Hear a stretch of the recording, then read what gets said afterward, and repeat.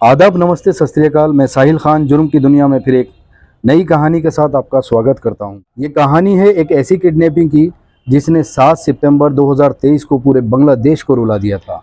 ये कहानी है एक ऐसे होनहार खूबसूरत लड़के की जिसका नाम शिबली था, जो 20 साल की उम्र थी और वो एक बांग्लादेश के चिट गांव के अंदर उसने जन्म लिया था और वहाँ के एक बेहद गरीब परिवार का लड़का था।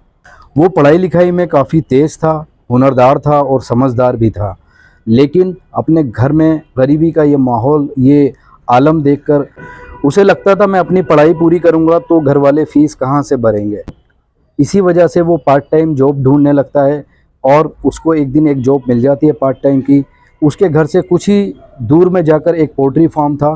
पोल्ट्री फार्म के अंदर इवनिंग की उसको जॉब मिल जाती है। इवनिंग से रात तक वो वहाँ पर कॉलेज से आने के बाद वो वहाँ पर जॉब करने लगा था। क्योंकि शिबली पढ़ा लिखा था, इस वजह से उसको पोल्ट्री फार्म के अंदर मैनेजर की जॉब मिल जाती है। वहाँ पर और भी कई मुलाजिम काम कर रहे होते हैं, 6 मुलाजिम और होते हैं और वो शिबली के नीचे काम कर रहे होते हैं। लगभग शिबली की एज 20 साल थी, बट वो जो मुलाजिम थे उनकी 4 साल 5 साल ज़्यादा एज थी शिबली से। सबसे छोटा शिबली था अपने पोल्ट्री फार्म के अंदर। जॉब लग जाती है, सब कुछ ठीक ठाक चलने लगता है, उसकी पढ़ाई भी चल रही होती है और वो उसकी कहानी पटरी पर आ जाती है। घर वालों की हेल्प भी करता है और अपनी पढ़ाई का, अपने कॉलेज की पढ़ाई का ख़र्चा भी निकालता है। शिबली एक बेहद ही खूबसूरत लड़का था और बहुत ही समझदार और बहुत ही ईमानदार भी लड़का था। तो उसकी ईमानदारी को देखते हुए उसको प्रमोशन मिला था, इसी वजह से उसको मैनेजर की जॉब वहाँ पोल्ट्री फार्म में मिल गई थी। बाकी जो मुलाजिम थे वो मुलाजिम उसको उन मुलाजिम को ये बात बर्दाश्त नहीं होती थी, क्योंकि वो शिबली सबसे छोटा था और वो नया आया था और मुलाजिम पहले से काम कर रहे थे वहाँ पर। तो बाकी 6 मुलाजिम जो थे उसमें से एक लड़का शिबली से बहुत ज़्यादा बैर रखने लगा था, उससे लड़ाई झगड़ा भी होता था और बाकी जो बाकी के 5 मुलाजिम थे वो उस लड़के के हमेशा साथ ही रहते थे। एक बार तो शिबली की उन लड़कों से लड़ाई भी हुई और लेकिन बहरहाल वो दूसरे दिन उस लड़ाई का, वहाँ का जो ओनर था, पोल्ट्री फार्म का जो ओनर था, उसने उस लड़ाई को जो है मतलब समझौते में बदल दिया था।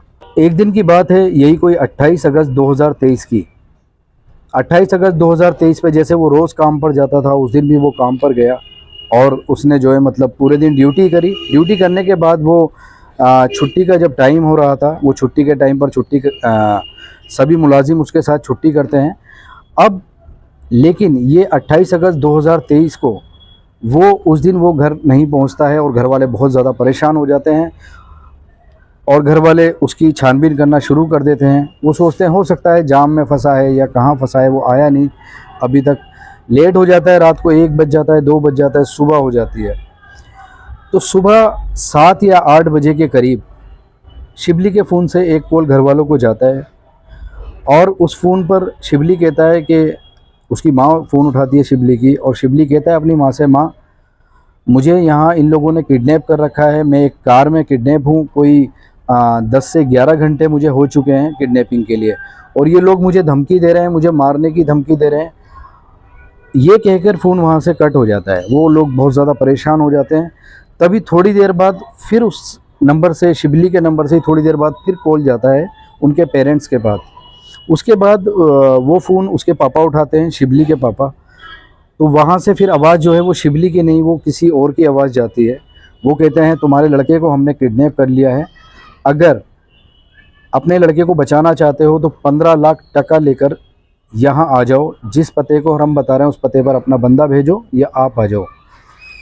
तो उसका बाप कहता है शिबली का कि आपको शायद गलत फहमी हो गई है, हम लोग बहुत गरीब लोग हैं और हमारे पास तो बिल्कुल भी पैसे नहीं हैं। आप 15 लाख टके की बात करो, हमने तो कभी 1 लाख टका भी नहीं देखा, तो 15 लाख टका आपको कहाँ से लाकर देंगे।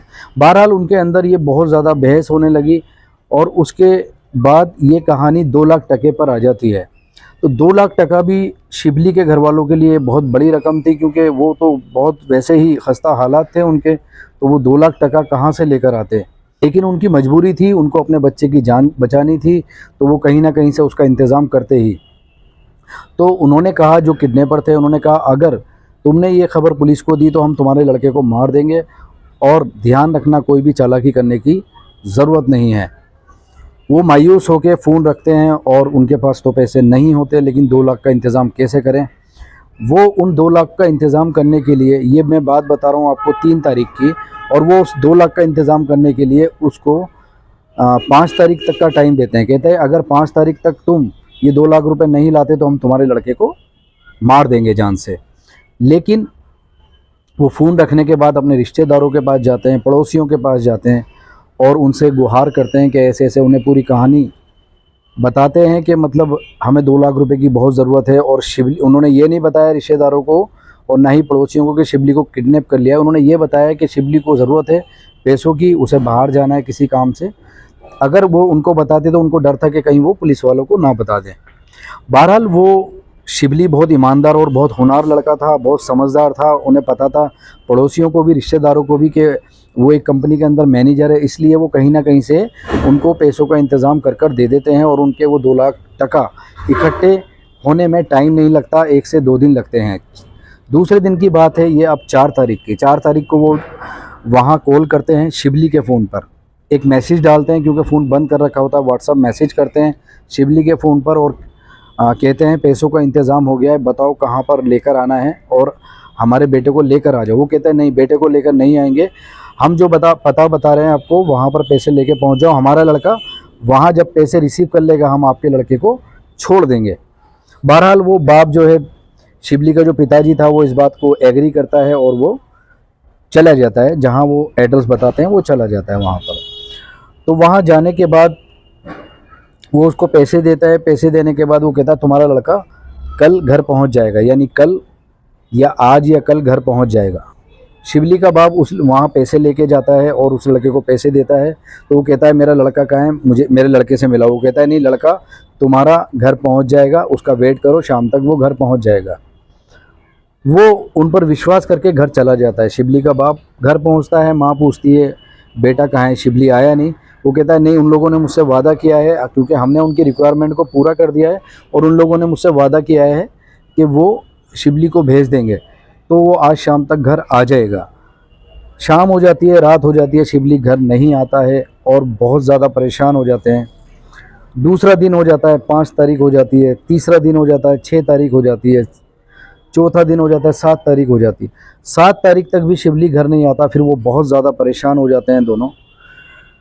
उसके बाद वो डिसीज़न लेते हैं कि अब तो पुलिस में ख़बर करनी चाहिए और लगता है हमारा शिवली अब नहीं आएगा। उन्होंने पता नहीं उसके साथ क्या किया है, उसे वो ज़िंदा भी है या नहीं है, या उसके साथ कोई, उसे कहीं मतलब छोड़ तो नहीं दिया उन्होंने, कहीं बाहर तो नहीं छोड़ दिया, बांग्लादेश से बाहर तो नहीं छोड़ दिया। वो डिसीज़न लेते हैं कि अब हमें पुलिस स्टेशन जाना चाहिए। पास के एक पुलिस स्टेशन में जाते हैं और वहाँ जाकर उसकी रिपोर्ट कराते हैं।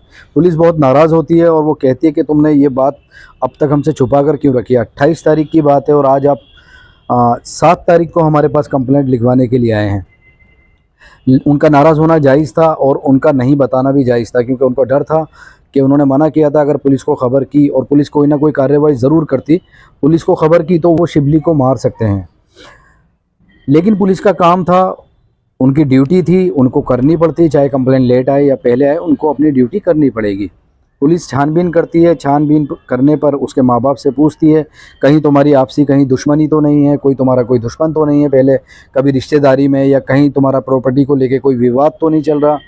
उन्होंने बताया साहब हम बहुत गरीब लोग हैं और हमारा कोई प्रॉपर्टी के लेके कोई विवाद नहीं है और हमारा शिवली भी निहायत ही शरीफ बच्चा था, शरीफ बच्चा है, जो कि वो भी किसी से आज तक लड़ाई झगड़ा उसने नहीं लड़ा है।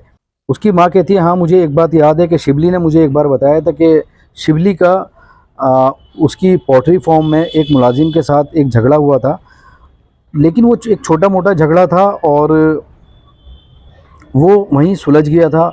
मैंने जब दूसरे दिन उससे पूछा था तो उसने बताया कि नहीं माँ, अब वो झगड़ा हमारा सुलझ गया था, वो आपसी मामला था, वो बॉस ने हमारा कंप्रोमाइज़ करा दिया था। उसके बाद कभी भी शिवली ने कोई ऐसी बात नहीं बताई। लेकिन पुलिस के लिए एक बड़ा पॉइंट था और बड़ा सबूत था।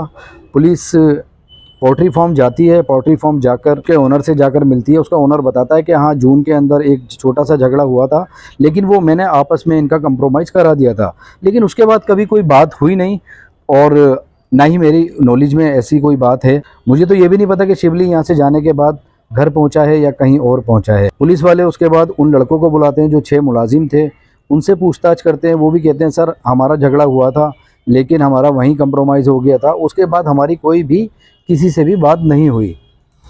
पुलिस वाले फिर वहाँ से चले जाते हैं। उसके बाद और वो इन्वेस्टिगेशन करते हैं और जगह की इन्वेस्टिगेशन करते हैं। अब पुलिस तो पुलिस है, दोबारा पता नहीं पुलिस को ऐसा क्या क्लू मिलता है, वो कहते हैं यार एक बार पोल्ट्री फार्म और जाना चाहिए, क्योंकि हमें शक है कि हो सकता है किडनैप करने वाले वही उसके पोल्ट्री के मुलाजिम हो सकते हैं और कोई नहीं हो सकता।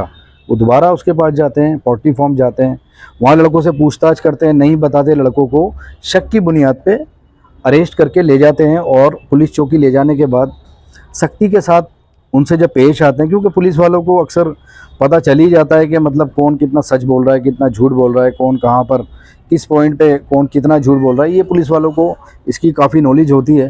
तो दो लड़के उसमें से टूट जाते हैं। वो बताते हैं साहब इसमें हमारी कोई गलती नहीं, हमारी टीम में एक लड़का है जिसकी शिबली से 2 महीने पहले लड़ाई हुई थी, शिबली भूल गया था लेकिन उसे याद रहा था, वो बहुत ज़्यादा नाराज़ रहता था उससे, क्योंकि वो सीनियर था हमारी पोल्ट्री फार्म का और शिबली नया आया था, उसको ये बर्दाश्त नहीं होता था कि शिबली जो है यहाँ का नया आकर जो है मैनेजर बन गया है। इस वजह से वो नाराज़ चलता था और शिबली से काफ़ी उसका लड़ाई झगड़ा चलता रहता था कभी कभी। और एक दिन 28 जून को उसकी लड़ाई बहुत ज़्यादा हो गई थी, मारा पेटी हो गई थी, हाथम-पाई हो गई थी। तो इस वजह से लेकिन हमारा जो बॉस था, बॉस ने हमारा कंप्रोमाइज़ करा दिया था। फिर पुलिस उस लड़के से पूछताछ करती है जिसने इस घटना को अंजाम दिया था। वो बताता है कि 28 अगस्त 2023 को जब वो वहाँ से निकलते हैं, छुट्टी करके निकलता है शिबली भी और ये मुलाजिम भी छुट्टी करके निकलते हैं। उसमें से एक लड़का उन शिबली को बुलाकर कार में ले जाता है और कहता है कि आओ थोड़ा घूम कर आते हैं। वो उस कार में बैठता है और उस कार को वो एक सुनसान जगह पर ले जाते हैं। वहाँ पर जाकर उसकी किडनैपिंग कर ली जाती है और उसके घर वालों को फ़ोन करवाते हैं शिबली के फ़ोन से ही।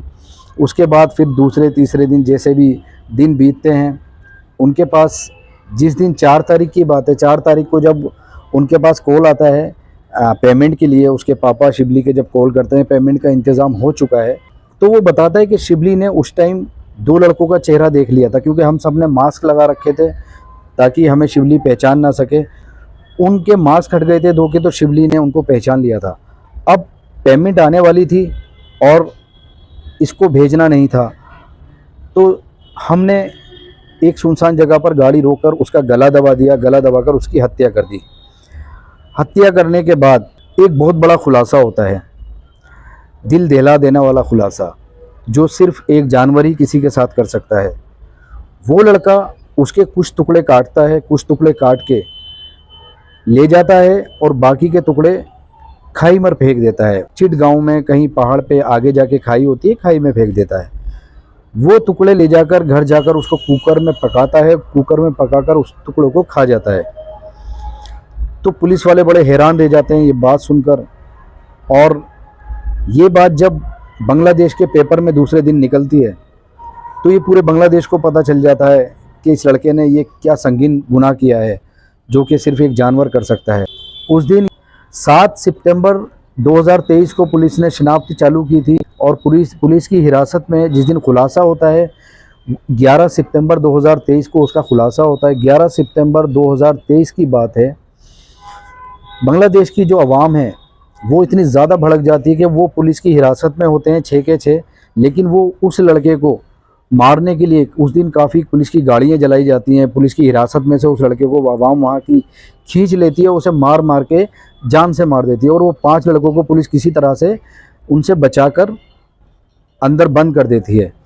तो वो 5 लड़के इसलिए बच जाते हैं क्योंकि वो पुलिस उनको बचाकर ले जाती है, लेकिन उस लड़के को आवाम जान से मार मार के पीट के मार मार के उसको मार देती है।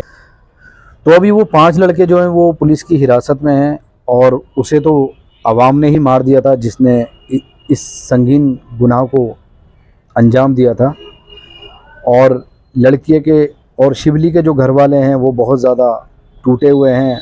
उनके रिश्तेदार उनके पास आ जा रहे हैं, उनका दिल बहला रहे हैं, लेकिन जिसका जवान इतना होनहार बेटा चला जाए उस परिवार का दिल चाहे कोई भी बहला ले, लेकिन उसको सब्र कैसे आ सकता है। तो दोस्तों ये कहानी थी एक ऐसी दिल दहला देने वाली किडनैपिंग की, जिसे सुनकर बांग्लादेश के आसपास के जितने भी लोगों के पास जो शिवली को नहीं भी जानते थे, वो भी इस कहानी को सुनकर रोए थे। तो दोस्तों, सावधान रहिए, सतर्क रहिए, अपने साथ साथ अपनों का भी ख्याल रखिए। तो मिलते हैं कल रात 10 बजे जुर्म की दुनिया में फिर एक नई कहानी के साथ। जय हिंद।